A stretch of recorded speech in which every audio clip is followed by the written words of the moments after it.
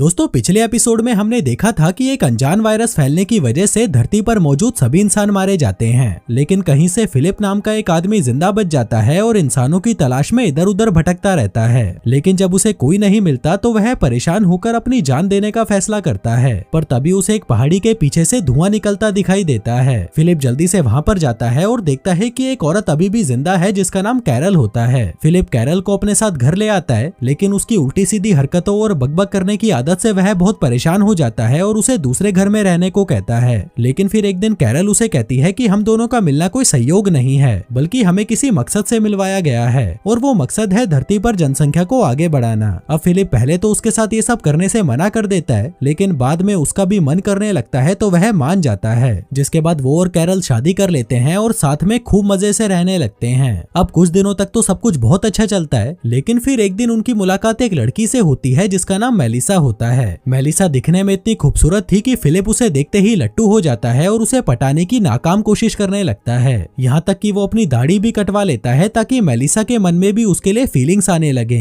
जिसके बाद एक दिन जब फिलिप और मेलिसा साथ में बियर पी रहे थे, तब मेलिसा नशे में उससे कहती है कि अब मैं अकेले रह रहकर परेशान हो चुकी हूँ, मेरी भी कुछ जरूरतें हैं जिन्हें मैं पूरा करना चाहती हूँ। जो सुनकर फिलिप खुश हो जाता है और उसे लगता है कि शायद मेलिसा भी उसके साथ सुहागरात मनाना चाहती है, इसलिए वो कैरल के पास उससे तलाक मांगने जाता है। लेकिन वो ऐसा नहीं कर पाता क्योंकि वो उसकी फीलिंग्स को हर्ट नहीं करना चाहता था। वहीं दूसरी तरफ हम एक ऑडी को आते हुए देखते हैं जिसमें बैठा इंसान फिलिप के टाउन के बाहर लगा एक बोर्ड देखता है जिसमें फिलिप ने लिखा हुआ था कि एक इंसान अभी भी जिंदा है, जिसे देखकर वो उस टाउन की तरफ निकल जाता है। उधर रात को वो तीनों पार्टी करते हैं, जिस दौरान कैरल मेलिसा से कहती है कि शादी से पहले फिलिप ने मुझसे कहा था कि अगर मैं धरती पर बची हुई आखिरी औरत भी हुई तब भी वो मेरे साथ सुहागरात नहीं मनाएगा। लेकिन फिर 2 दिन बाद पता नहीं क्या हुआ, हम दोनों ने शादी कर ली। तभी उनकी ड्रिंक्स खत्म हो जाती है तो कैरल और ड्रिंक्स लेने चली जाती है। वहीं उसके जाते ही फिलिप मेलिसा से कहता है कि फिर तुमने क्या सोचा उस बारे में जो तुमने मुझसे कहा था कि तुम किसी के साथ सुहागरात मनाने के लिए तड़पी जा रही हो। मेलिसा कहती है कि वो तो मैंने बस यूं ही नशे में कह दिया था,